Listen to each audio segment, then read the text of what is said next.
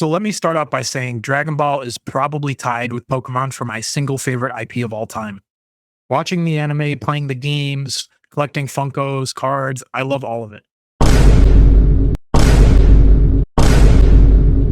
So take that for what you will.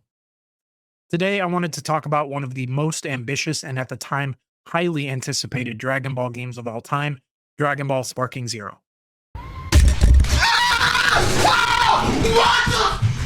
Now, it's not a secret that this game is not looked upon as highly as people were expecting. If you look at recent videos or social media, people act as if this game was a complete failure. And I wanted to discuss if that's actually the case or if the loudest voices have created a narrative that isn't completely accurate. And before we go any further, I want to define what people even mean when they say flop, because I think this is where the conversation gets messy. A lot of people are mixing up two completely different things: sales and reception versus long term player retention. A game can successfully review well, sell great, and still fall off a cliff a few weeks later. So, in this video, I wanted to answer three questions. Is Sparking Zero actually bad? Why did it fall off so hard? And will history be kind to it once the hype and hate die down? So, let me paint a picture for you. A trailer starts for a new game. Suddenly, Budokai Tenkaichi gameplay begins playing on an old CRT TV, and you think, wow, they're remastering the Budokai trilogy for next gen consoles. That's amazing. And then, as the trailer progresses, an up-res Super Saiyan God, Super Saiyan Goku, or Blue Goku explodes onto the screen. Now, this Blue Goku was a big deal because it told us instantly this wasn't a remaster. This was a brand new entry in the Budokai Tenkaichi franchise. For context, the last Budokai Tenkaichi game released in 2007. So this was huge. We've had Dragon Ball games since then, obviously, but the Budokai Tenkaichi name was special. It's widely regarded as the best Dragon Ball fighting franchise, and that can be debated, and that's an entirely separate video. But just know, people love this franchise. So when this new entry dubbed Sparking Zero was announced, the hype was unreal. It was a return to so many people's childhoods. It was the one thing people had been asking for years, and we were finally able to play with all these characters introduced in Dragon Ball Super. Over the course of the next year, before the game's release in October 2024, the hype built like few other games I've seen. As new characters were revealed and gameplay was shown, fans were getting more and more excited to play this newest entry. I'll show you the horrors of hell. No! Oh my god, what? Bully! Bully! Then the fated day came, and Sparking Zero released. And honestly, reception at launch was really positive. Critics were generally high on it, and for an anime licensed game, that's not nothing. And that's why this whole "it flopped" narrative is so interesting, because the story at launch and the story after launch feel completely different. So why do people look so poorly on this entry, and why did it seem to fall off? That brings me back to the two big questions. Is this game actually bad, or was the hype so high that it was doomed to disappoint no matter what? And what caused the fall off? Because no matter how you slice it, it doesn't have the same long-term presence that people expected.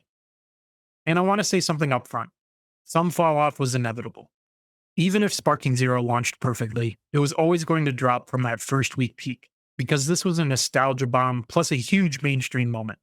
A lot of people bought this game not because they planned to main it for 2 years, but because it was an event. It was Tenkaichi is back, and you can't sustain that level of hype forever, especially in a world where we're drowning in games. So some of this is just the reality of modern releases and market saturation. But with that said, the fall off was still way bigger than anyone expected. So let's break it down. Let's look at everything critically, starting with the most important part, the gameplay. For reference, I'm mostly talking about the state of the game at launch or shortly after, because that's the version we're analyzing. So Sparking Zero is a fast, chaotic 3D arena fighter built around free movement, ground and air, high-speed dashes, melee strings, and cinematic specials, where most fights follow a loop of maneuvering for an opening, starting a combo, and then trading defensive options like blocks, counters, and vanish teleports that can escalate into key draining vanish wars. The strategy comes less from strict frame perfect fundamentals and more from managing resources like ki for movements, blasts, vanishes, and specials. Character-specific tools and especially sparking mode, a power-up phase that lets you apply heavy pressure and go for big momentum swinging finishes. What does this mean in plain English? The initial experience was exhilarating.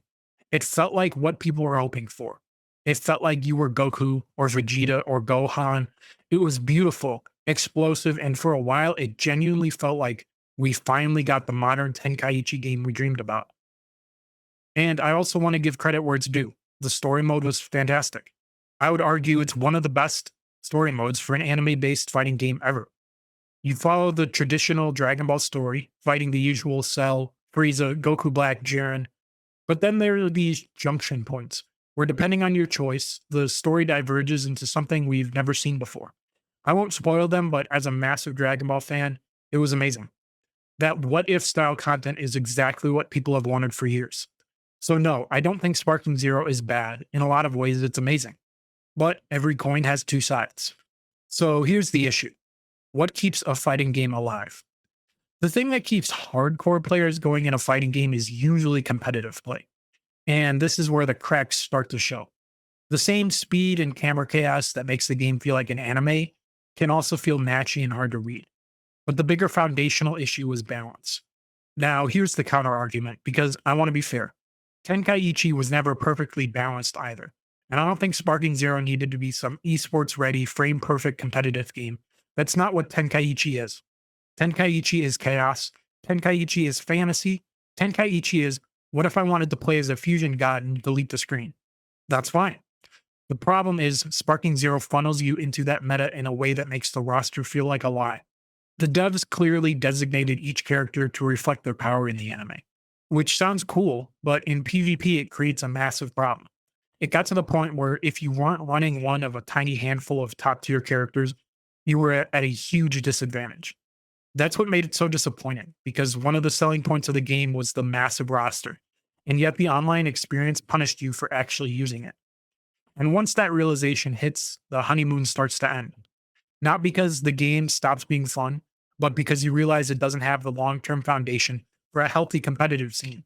And again, not every game needs great competitive to last. Plenty of games survive off PvE, co-ops, events, progression loops, raids, but Sparking Zero didn't really have a strong alternative loop to keep people logging in weekly.